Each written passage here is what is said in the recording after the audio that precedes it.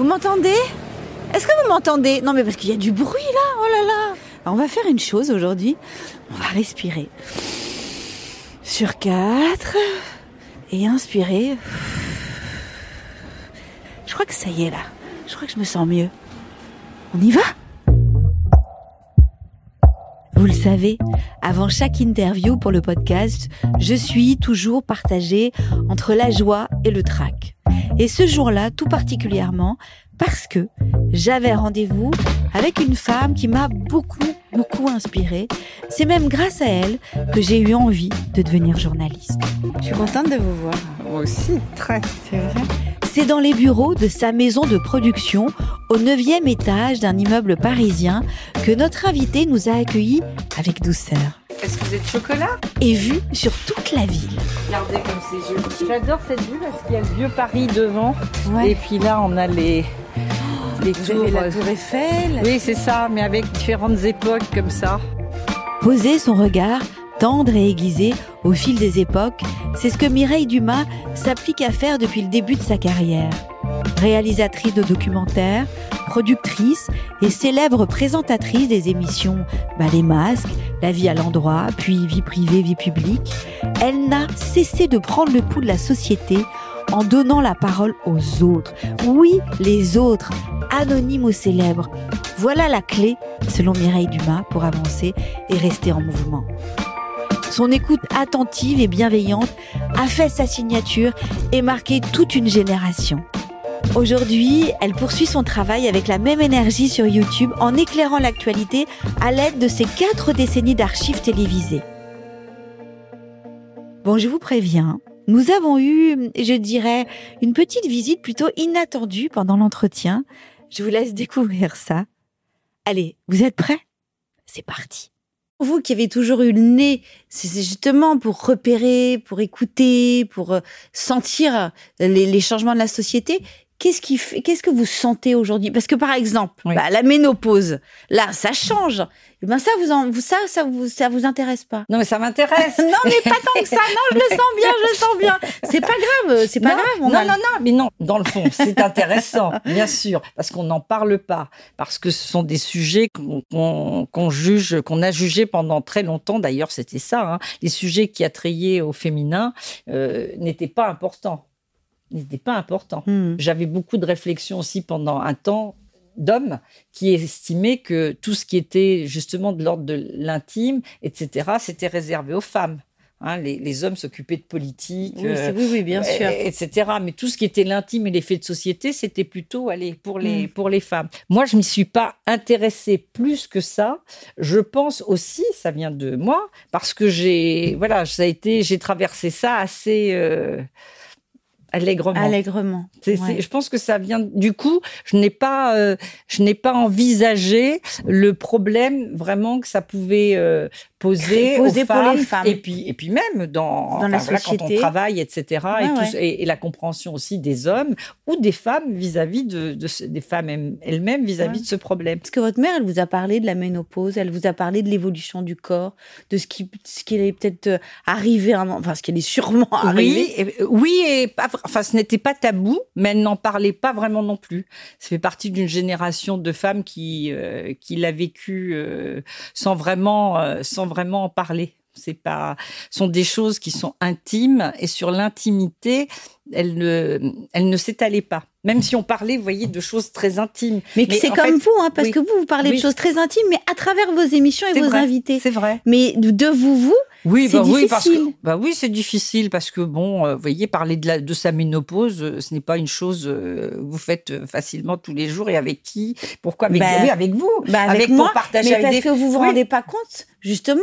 Votre métier a été de toujours partager. Grâce à vous, on a vraiment écouté la vie des femmes, la vie des hommes, qu'on n'entendait pas. On a adhéré à des combats. Au contraire, grâce à vous. Aujourd'hui, la ménopause, c'est un sujet qui était complètement tabou, qui est en train de s'ouvrir. Donc oui, c'est important de vous entendre là-dessus. Oui, bah c'est pour ça que je vous ai dit oui d'ailleurs. Enfin, je ne sais pas si c'est important de m'entendre, mais je vous ai dit oui parce que ça me semble, voilà, je pense que c'est une expérience en tout cas qui peut être partagée puisqu'on va toute la partager. Et quelle a été votre expérience ? Et les hommes aussi vont la partager. Oui, et les hommes aussi. De toute façon, de façon puis indirecte. Vous savez qu'on a aussi beaucoup d'hommes justement qui nous remercient parce qu'ils comprennent enfin ce que vivent leurs femmes.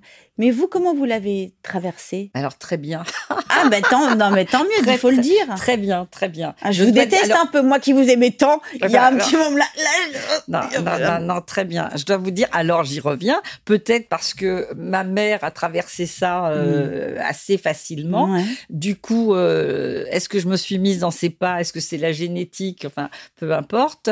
Je l'ai traversé vraiment sans y penser vraiment.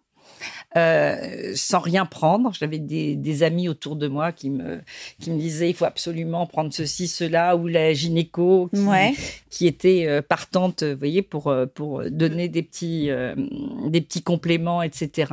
Bon, moi je n'ai rien pris. Alors je vais vous amuser parce que si, il s'est vraiment passé quelque chose et qui a duré très longtemps. Voilà. Quand même. Non, c'était pas tout. Non, mais parce que vous pouvez, il y a 20% de femmes qui n'ont aucun symptôme. Mais vous voyez, vous allez sourire, mais parce que en fait, j'en ai parlé tout le temps et j'en ai parlé aux médias. C'est ça qui est drôle. Quand vous me disiez, vous n'en parlez pas. En fait, j'en ai parlé, mais personne ne s'en est rendu compte. Ah mince.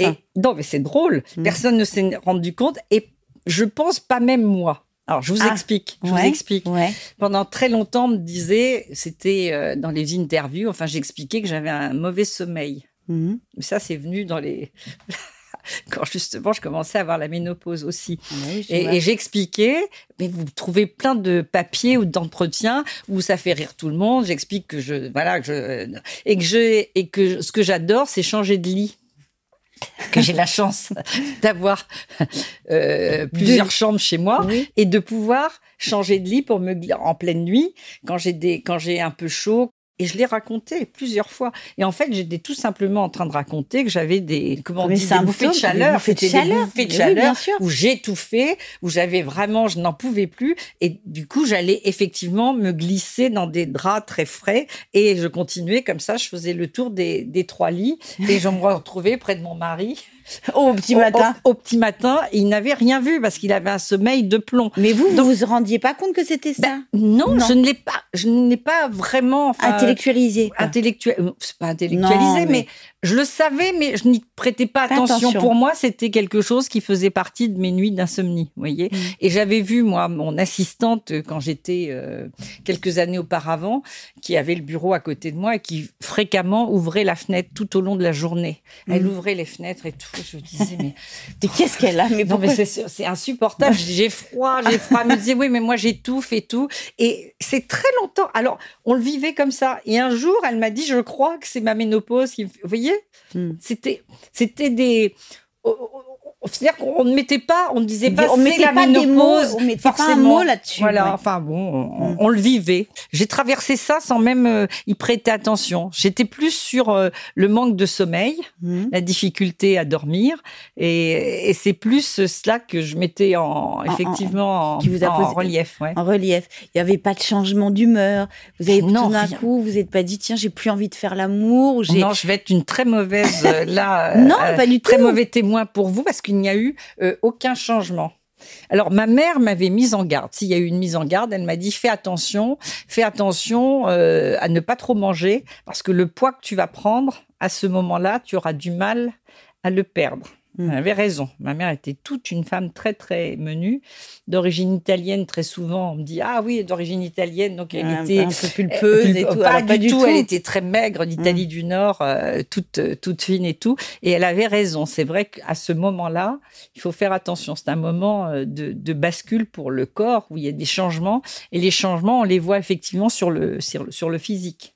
Voilà, sur l'arrondissement, sur le poids que l'on prend. Et sur l'intellect, par exemple, il n'y a pas eu de brouillard cognitif ou rien du tout. Mais quelle chance, mais c'est formidable. Rien du tout. Je vous dis, j'ai traversé. D'ailleurs, vous êtes pimpante, vous êtes extrêmement dynamique. Non, mais je ne sais pas si je suis pimpante. Si. Mais j'ai traversé ça sans Comme ça, mais c'est comme génial. ça, c'est simplement avec un problème de chaleur nocturne. Mon souci de sommeil, il était quand même, là j'exagère un peu, il a été lié au moment où j'ai monté ma société. En fait, c'était plus ça. Quand j'ai monté ma boîte de production, c'est quelque chose qui, voilà, vous lancez dans une activité que vous ne connaissez pas forcément. La production n'a rien à voir avec le métier de réalisateur ou de journaliste ou d'intervieweur. Du coup, c'est plutôt ça. Et ça s'est accentué avec la ménopause. Voilà. Mais je le savais. Je savais que c'était ça, mais ce n'était pas. C'est pour vous dire que je ne m'y suis pas attardée. Ouais. Voilà, je ne nommais pas. Ce n'était pas un sujet. Voilà, je faisais avec. Mais c'était sûrement pas un sujet parce qu'à l'époque c'était pas un sujet qu'on en parlait pas. Mais c'était pas un sujet. Voilà. C'était oui, mais bon, c'est pas si vieux non plus. C'est pas si lointain que ça non plus. On dit à l'époque, il y a 20 ans. Hein, c'est pas. Oui, mais et puis là, moi je vois la gynéco, elle me proposait quand même de prendre justement un traitement hormonal, etc., de substitution. Elle était moderne et tout. déjà. Oui, elle me l'a proposé. C'est moi qui lui ai dit non. Je lui ai dit non, je pense pas. D'ailleurs, je m'entends lui dire, écoutez, ma mère n'a jamais rien pris, ça va très bien. Je pense que ça va se passer comme elle. Et voilà.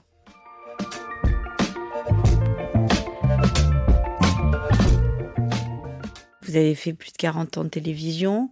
Vous avez eu des malheurs parmi toutes ces années. Est-ce qu'il y a quand même eu un moment où vous vous êtes dit à la télé, où vous avez senti à la télévision qu'on vous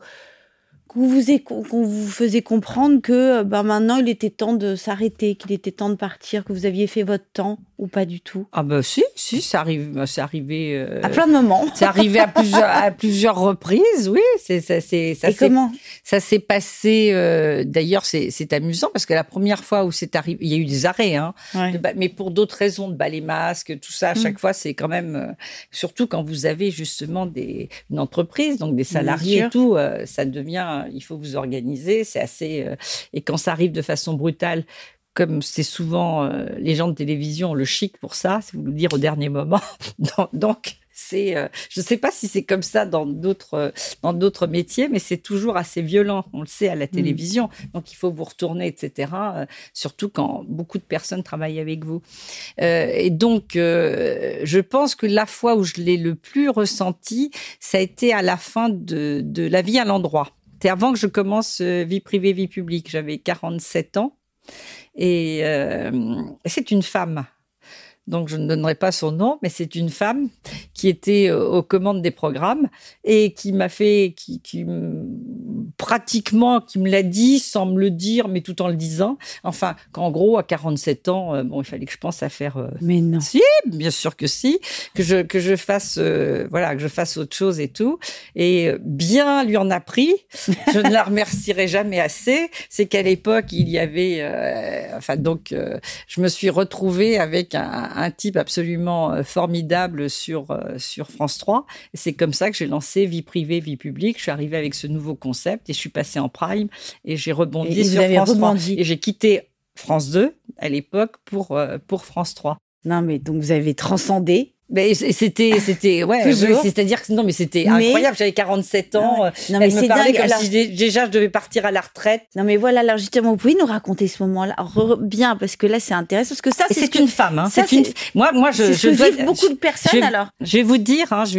Allez-y, franchement, Elsa. Moi, quand j'entends la sororité, et tout ça et tout, mais moi je ne l'ai pas senti beaucoup, hein. Mais vraiment pas beaucoup. J'ai pratiquement été plus aidée par les hommes que par les femmes. Ça a changé, hein, je le sens maintenant. Oui. Vraiment, c'est quelque chose qui a changé. Mais moi, dans les années que j'ai traversées, que j'ai vécues, les femmes, elles étaient dures. Elles en avaient tellement bavé pour en arriver là où elles étaient, elles en faisaient baver. Vous savez, c'est comme, ce sont les traumatismes que l'on répète. Mais racontez-nous cette scène. Vous êtes dans le bureau, vous êtes avec cette femme-là, vous avez 47 ans, et qui vous parle comme si, ça y est, c'était fini. Oui. Vous étiez bonne achetée, en fait. Oui. Elle m'a expliqué que j'étais, en gros, que je commençais à être un produit périmé. Ah oui. Oui, non, c'est vrai, ce que je vous raconte. Non, mais je vous crois, je vous crois, sachez-le, parce que... C'était absolument incroyable. D'ailleurs, au moment où elle me l'a dit, je l'ai pratiquement cru. Vous voyez, quand elle me l'a dit Bien sur sûr, le moment, évidemment. elle m'a dit 47 ans, c'est bien, faut penser à faire autre chose, on continue pas là. Et je me disais, en même temps, je me disais, oui. C'est-à-dire, vous êtes sortie de là, vous avez fait quoi? On pleure? On se dit, mais non, on fait quoi? Ah non, on se révolte? moi j'ai toujours été très, très révoltée. Hein. Ça ne se voit pas, mais en fait, je suis très si, ça se voit. Ouh là là, si, je suis très révoltée. Je dis les choses. Donc, à cette femme, vous lui avez dit quand même? Je crois que quand elle m'a dit, j'étais sous le coup. Donc, je l'ai plutôt encaissé et je vous dis à même l'intégrer. Et c'est quand je suis, vous voyez, quand je suis partie, mais je me suis dit, mais c'est pas possible. Et voilà, et c'est plutôt le sentiment de révolte.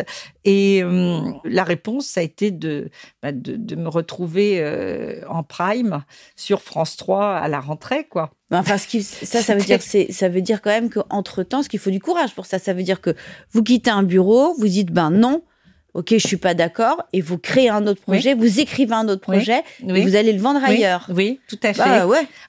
Et un homme. Un homme, ouais. Et si je vous disais que vous êtes une femme puissante, vous diriez quoi? Parce que vous êtes une femme puissante. Je sais pas. Alors là, c'est très étrange parce que moi, je me sens d'une fragilité très grande fragilité. Je me sens sur un fil, mais un fil qui parfois, effectivement, je me dis, il est bien, il est bien accroché, mon fil. Il tient bien. Il tient bien. Elles sont où vos fragilités? Elles sont planquées, je pense. Oui, ça, c'est ça. Oui, non, elles sont très planquées. Est-ce qu'il y a eu des âges qui ont été importants, où vous vous souvenez, genre 50 ou 60? Est-ce qu'il y a eu des périodes de votre vie où vous vous êtes dit, bon là, quand même, c'est un peu dur. Bon, là, je passe une étape, je la sens. Ou est-ce que c'est peut-être maintenant ou pas du tout? Alors, je vais vous dire quelque chose qui est... si vous me dites que vous avez passé encore toutes ces étapes super bien... Non. Mais je vais vous dire quelque chose que j'ai déjà dit, mais c'est vrai que la période où j'étais le mieux, moi... C'est maintenant. Non, intellectuellement, physiquement, enfin où je me sentais très bien, c'est toutes les années 2000, c'est-à-dire à partir de 47, 48 ans et toute la cinquantaine, jusqu'à 60. Pour moi, ça a été... Alors, ça va à contre... c'est justement la période de ménopause et tout, mais... Pour moi, ça a été une période absolument formidable. Moi, c'est comme si j'étais aussi débarrassée de beaucoup de choses. Je crois qu'il y a ça. Il y avait un épanouissement total. Les règles avaient disparu. Ça m'allait très bien. Ouais. C'était pas du tout un traumatisme. Ouais. Pas du tout. De tout. toute façon, vous n'avez jamais été intéressée par l'idée de faire un enfant? Non. Donc vous vous en fichiez? Non, je m'en fichais complètement. Ben oui, c'était pas du tout dans ma tête. Il s'avère que Dominique, ayant eu son fils, c'était pas non plus une obligation, et n'ayant pas envie forcément de me vivre ça dans votre chair, de vivre ça, j'avais considéré qu'Antoine était mon fils. Et je n'ai jamais eu envie d'avoir la chair de ma chair. Je vivais très bien avec Antoine, donc c'était la question ne s'est pas posée. Donc en fait, très bonnes années. C'est-à-dire vous travaillez entre beaucoup, 47 et 60, je faisais cette émission vie privée, vie publique, et je pense que j'étais, même moi, en tant qu'intervieweuse, je me sentais à l'aise, voilà, là où je pouvais pas aller beaucoup plus loin je pense dans la pratique de mon métier. Et alors après, qu'est-ce qui se passe? Et alors après, vous dites donc là, meilleures années. Là, ce sont les meilleures années. C'est vraiment ça. Et je reviendrai pas aux 20-30 ans, vous voyez. Mais je pense que d'ailleurs, j'ai commencé l'antenne à 39 ans, très tard, hein. C'est pas voilà, et c'est là où je commençais à être à peu près en accord vraiment bien avec moi-même. Vous voyez, j'avais déjà la quarantaine. Donc les meilleures années là, et puis je pense que c'est à partir quand j'ai commencé à avoir 60, 60 ça marque. Qu'est-ce qui marque à 60 ans? C'est l'âge, enfin, ce sont les chiffres. Mais là où ça m'a vraiment marqué, c'est parce que je n'y crois pas, c'est quand j'ai eu 70 ans. Là, oui. Non, mais moi, je n'y crois pas que vous ayez 70 ans. Non, mais là, je me suis... Mais en même temps, il n'y a plus d'âge aujourd'hui. Non, mais là, c'est violent de le voir écrit, de s'entendre dire. Moi, j'ai refusé de les fêter. Vous voyez, le traumatisme là, il y a un traumatisme. Ouais. Le traumatisme, il a été pas du tout sur les 60 non plus, qui sont passés comme... Mais 70, là, je me suis dit, je rentre dans le 3e âge. Ça, et le chiffre, tout ça, c'est violent. Alors, c'est violent, je pense que c'est violent. On se rend compte que socialement, ça veut dire quelque chose. Je crois que c'est ça. Nous, on le ressent pas comme ça, évidemment. On se sent avoir. Oui, parce que jeune. vous avez, et puis vous êtes très en forme. Oui. Oui. Non, mais en vrai, oui. En vrai, vous êtes très en forme.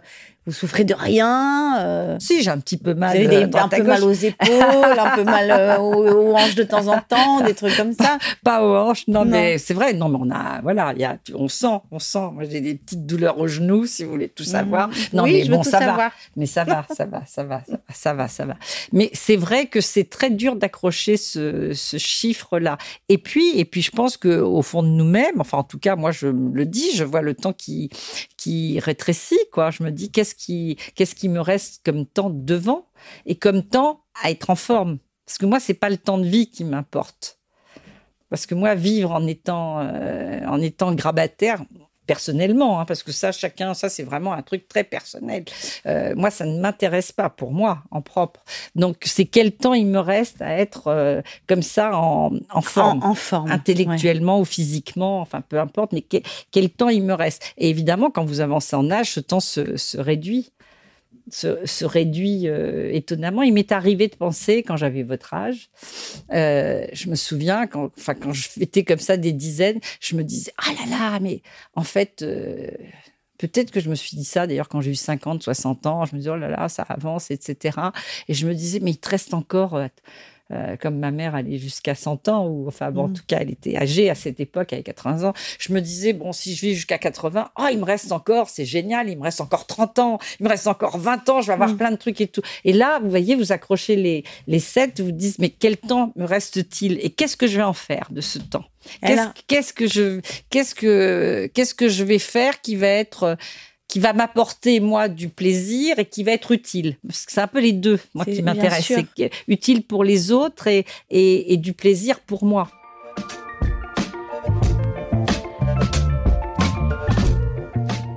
Qu'est-ce qui vous anime dans la vie, Mireille? Qu'est-ce qui m'anime? Les autres. Toujours. Oui, je pense que c'est vraiment, c'est les autres, c'est donner la parole, c'est essayer de faire avancer les choses. Je pense aussi, ce sont des histoires personnelles qui peuvent devenir des faits de société. Je vous demande ça parce que là, vous avez quoi, 70 ans? Ouais, 71 même. 71 ans et. Oui. En vrai, je vous regarde, j'ai l'impression qu'on a le même âge. Donc, vous voyez, moi, j'ai 50 ans. Non, mais c'est vrai, donc je me dis, c'est quoi son secret? Donc, c'est ça, c'est les autres. C'est peut-être les autres qui vous permettent aussi de garder cet entrain extraordinaire. Oui, je pense que je sais pas, je suis toujours passionnée par le monde qui m'entoure, par ce qui se passe, par la façon dont l'être humain arrive aussi à rebondir. Ça me fascine depuis toujours. Alors après, il y a un mot qui est venu avec Boris Cyrulnik, la résilience, qui est devenu ça ne vient pas de lui, ça existait bien auparavant, mais on va dire qu'il a rendu populaire, qu'il a médiatisé, c'est donc la fameuse résilience. Mais c'était ça, c'est comment on rebondit, comment on arrive. Alors quand on a la foi, on dit la transcendance aussi. Mais ce sont ces mêmes mots pour dire que voilà, on avance et on se remet en scène malgré les difficultés. On arrive à recoller les morceaux quand on a de vrais traumatismes et à repartir. Et moi, je suis fascinée, mais je le vois sur moi aussi, par on a le sentiment à certains moments de sa vie que ça s'arrête, que tout s'arrête. Et vous, alors moi, c'est pas la ménopause, vous voyez, moi, ce sont des morts, ce sont des disparitions. Et vous croyez que tout s'arrête, vous croyez que c'est fini, que plus jamais, et la vie. Et je vous réponds après, Marie. Marie, c'est ma mère. Mais oui. Oh là là. C'est beau ce que vous venez de dire. Oh là là. C'est pas grave. Elsa. On va pleurer. Désolée. Oh là là. C'est venu comme ça. Vous vous rendez compte? C'est très beau parce que je vais vous dire, depuis tout à l'heure, j'ai l'impression qu'elle est là, donc en même temps, c'est normal. Et vous savez pourquoi je vous ai dit ça? Parce que quand même, quand vous m'avez dit 50, 70 ans, je me suis dit, je pourrais être sa mère. Non, mais je vous explique le lapsus que je viens de faire. Et je me suis dit, j'ai l'âge, je pourrais être sa mère. Et du coup, c'est le nom de Maryse qui est venu tout seul. Mais c'est normal. Oh là là. Mais non, c'est normal. Mais je pense qu'elle est avec nous aujourd'hui. Enfin, bon, après, on pense qu'on veut, on n'y croit pas, mais j'ai senti ma mère avec vous. Très bizarre, hein, ce que je raconte. Oui, voilà, là, vous voyez un peu. Vous voyez comment ça... Donc... oui, c'est troublant. Quelle matinée, quelle matinée. Quelle émotion. Ouais. Alors, et donc je vous dis, on parlait des morts. Mais bien sûr. Et je vous disais qu'on a le sentiment, puis je le sais, vous êtes placé, voilà, pour savoir ça, c'est qu'à un moment donné, vous avez le sentiment que tout s'arrête et que jamais vous ne pourrez repartir, vivre normalement, sourire, rire, ça vous est interdit à tout jamais. Et puis, la vie est plus forte que tout. Justement, elle vient vous cueillir et à un moment donné, heureusement, la vie est plus forte et vous vous retrouvez à repartir dans la vie un beau jour, sans vous retrouver à sourire, à vous autoriser à rire. Et puis, voilà, même s'il y a quelque chose en vous, évidemment. D'un peu cassé, d'un peu... Oui, mais c'est qui est cassé, oui, qui est brisé. Il y a une petite faille. Ouais, non, mais il y a quelque chose qui est brisé totalement, même, qui est fortement, mais, enfin, en tout cas, chez moi, il est dans un coin, voilà. Il est planqué. Petit tiroir. Dans un petit tiroir planqué qui n'appartient qu'à moi, qui n'appartient pas vraiment aux autres, parce que c'est quelque chose qu'on ne partage pas. La douleur, on peut tous avoir, on sait bien, quand autour de nous, on a des amis qui perdent un être cher, on comprend leur douleur. Mais cette douleur-là, si forte, intime, elle est tellement personnelle, elle est universelle, mais personnelle. Voilà, on n'a pas les mots pour... on en fait des livres, on en fait des témoignages, mais on passe une vie à raconter ces douleurs. Bien sûr, mais Mireille... c'est quoi qui vous a brisé? Ah, moi, plein, une succession de morts. C'est pour ça que j'en parle souvent. Je pense, alors d'abord la mort, j'ai pas vraiment eu conscience, c'est la mort de mon père à 3 ans et demi, mais voilà. Après, à 7 ans, 8 ans, il y a eu la mort des grands-parents qui était très importante. Après, il y avait un neveu qui était comme un petit frère, puisqu'il avait 7 ans de moins que moi, on était très proches, et qui s'est tué en voiture. Donc, il avait une 30aine d'années, donc ça a été quelque chose... ça, c'était l'injustice. L'injustice, ça rend dingue. Terrible. Enfin, peut-être le plus terrible à vivre, c'était l'enfant que j'ai élevé, qui mort aussi à une 30aine d'années, des années après. Donc, ça a été une succession, et là, ça a été vraiment l'enfant de votre amoureux. De Dominique, de Dominique, mais qui avait grandi avec nous, qui était que vous avez mon élevé fils. Comme votre fils. Et du coup, c'était quelque chose de... j'ai vécu à ce moment-là, d'ailleurs, j'avais les paroles des personnes que j'avais interviewées qui me revenaient, dont Jean-Louis Trintignant, puisque Antoine est mort quelques mois après l'interview que j'avais faite de Jean-Louis Trintignant, et puis beaucoup d'anonymes que j'avais interviewés sur voyez, le deuil de l'enfant. Est-ce que vous vous souvenez des mots de Jean-Louis Trintignant, puisque vous parlez de lui? Oui, bien sûr. Et il disait, où on se suicide quand on vit un malheur pareil, ou on se suicide, ou on décide de vivre. Et si on décide de vivre, on peut encore être heureux. On peut toujours, il le répétait comme s'il voulait d'ailleurs s'en persuader lui-même. On peut toujours être heureux. C'est quelque temps après la mort de Marie. Il disait, on peut toujours être heureux, peut toujours être heureux. Et moi, c'est quelque chose que j'ai vraiment... Bien sûr, ces paroles étaient dans ma tête parce que vous vous sentez coupable. Vous dites... Je reviens à l'adulte ce que je reprochais à ma mère, l'adulte qui n'a pas pu protéger son enfant de la mort. Et il faut beaucoup de temps justement pour, à un moment donné, accepter de revenir un petit peu à la vie. Et quand vous vous reprenez à sourire et à rire, vous en voulez pratiquement. Et à un moment donné, cette culpabilité, heureusement, s'en va et la vie est plus forte que tout. Et moi, mon métier, parce que j'ai traversé ça au moment où je faisais vie privée, vie publique, peut-être un peu après d'ailleurs. Je vous avais interviewé dans Vie privée, vie publique pour un livre que vous aviez écrit. Et c'est quelques temps après. Et heureusement pour moi, voilà, je travaillais énormément et je n'ai pas cessé de travailler. Ça ça m'a maintenue dans quelque chose. J'ai été enracinée dans la vie. C'est un traumatisme profond. Il y a un immense traumatisme. Mais ma mère, ça a été aussi. Il n'y a pas de hiérarchie d'ailleurs dans les douleurs. Vous savez, j'entends souvent. Non, il n'y a pas de hiérarchie dans la douleur. Non. Un enfant, c'est injuste. Évidemment que c'est injuste, que c'est tout à l'envers, etc., et que c'est terrifiant. Mais quand vous passez aussi une vie avec votre mère, il y a aussi un arrachement terrible. Donc je veux pas mettre de hiérarchie, même si un enfant, effectivement, c'est à l'envers de la vie. Mais et ça a été quelque chose aussi de très très très douloureux, mais que j'avais. Mais elle était centenaire. Donc, il y a tout un accompagnement que j'avais fait avec elle. Il y avait des discussions, il y a eu beaucoup de choses qui ont fait que quand c'est arrivé, enfin, moi, après, ça a été comment dire, les années qui ont passé, il y avait une absence très, très, très forte parce qu'elle était, on avait une relation aussi fusionnelle, unique. Quand même, donc l'amour a quand même été le fil conducteur quand même beaucoup dans votre vie, parce que vous avez eu Dominique.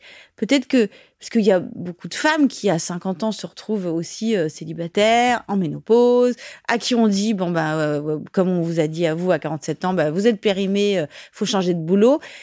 Vous avez quand même eu cette chance d'avoir cet amour à côté de vous. Oui. Ça se cultive, c'est pas une chance, c'est un truc. Non, c'est pas donné. Nous, ça n'a pas été un long fleuve tranquille. On a vécu ensemble, on s'est séparés, et puis donc on a choisi de ne plus travailler ensemble. Et puis à un moment donné, on a choisi de ne plus vivre ensemble. Enfin, vous voyez, on a selon les périodes, on a adapté notre mode de vie. Et là, ça fait maintenant, ça fait plus de 20 ans que l'on vit ensemble. À nouveau, et que l'on vieillit ensemble, et que l'on est heureux de vieillir ensemble.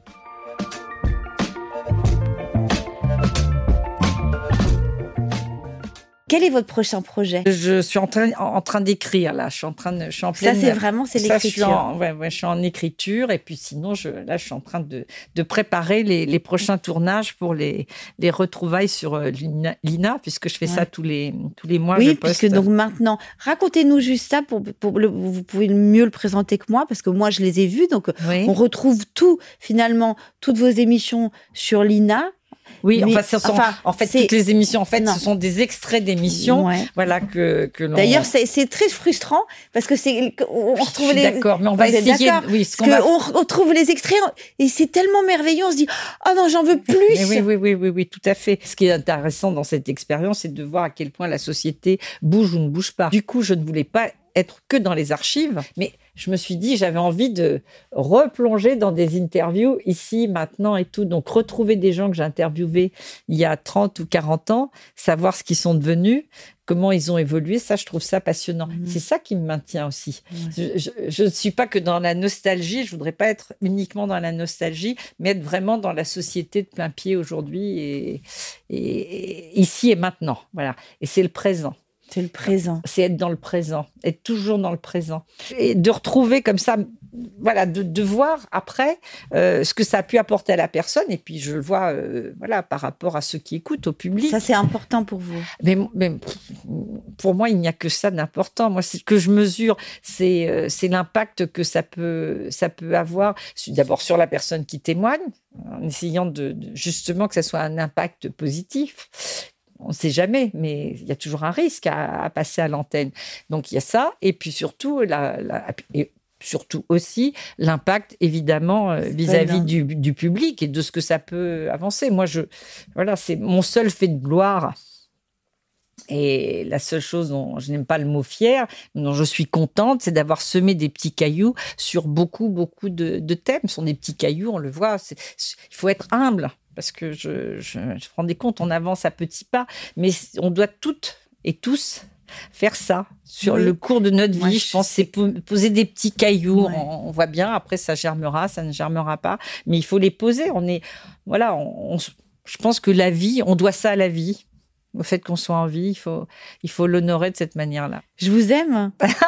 Mais c'est vrai, je vous aime. C'est trop mignon. Mais je sais que vous êtes pas habitué à ces mots-là, mais moi je vous l'ai dit. Non, c'est vrai que je suis pas habituée. Mais non, je suis très heureuse. En plus, je sais pas, vous avez dit Maris quand même pendant cette émission, c'est drôle. Oui, c'est vrai. Au présent, toujours au présent. Je retiens ces mots comme un mantra. Mireille Dumas nous le dit, c'est entre 47 et 60 ans qu'elle s'est sentie la plus épanouie. Et si la ménopause marquait le début de nos plus belles années? Aujourd'hui, nous en discutons aussi avec l'acupunctrice Anna Wolf. Elle est formelle, il n'y a pas de fatalité, seulement les bons points à activer.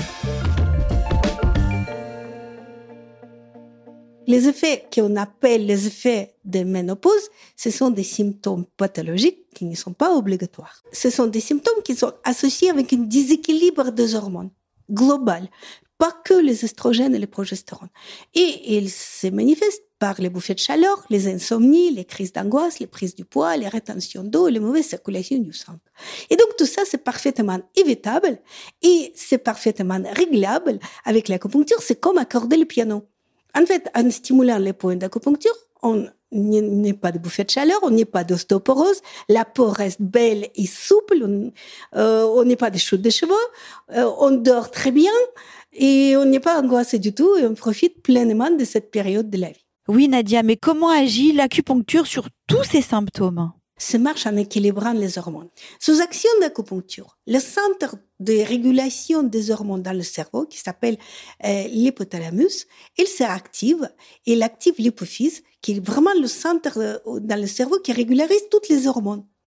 Et alors, sous son action, les autres glandes, comme les glandes surrénales, les cellules adiposes et les cellules du foie, commencent à sécréter les hormones féminines. Ça s'appelle les sécrétions extragonadiennes. Cela explique la capacité physiologique de notre organisme de voir les voies divergentes des sécrétions hormonales.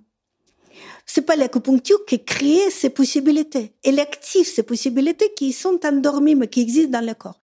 Et ça marche à tous les coups. Ah ben bien sûr, parce que c'est physiologique. Ce sont des connaissances qui existaient dans toutes les civilisations ancestrales, en Égypte, en Grèce antique, en Inde, en Chine, en Europe, et qui étaient utilisées par nos ancêtres dans leur vie quotidienne. Mais alors donc, comment on fait pour activer ces points? Bon, bien sûr, un spécialiste en acupuncture peut faire des séances d'acupuncture et stimuler ses points, mais on peut les activer soi-même tous les jours. Par exemple, on mettre quelques gouttes d'huile essentielle dans les pointes le matin et le soir quand on brosse les dents. Ça fait partie, en fait, de notre hygiène de la vie. Il y a 3-4 pointes à stimuler, mettre quelques gouttes d'huile essentielle et c'est bon. Si vous mettez quelques gouttes d'huile essentielle sur les pointes qui équilibrent les hormones, vous allez prévenir les effets secondaires néfastes liés à un déséquilibre hormonal. Et il y a juste quelques pointes à connaître. Il y a 4 pointes à retenir. Il y a une pointe qui se trouve ici au milieu de la paume de la main, des deux côtés.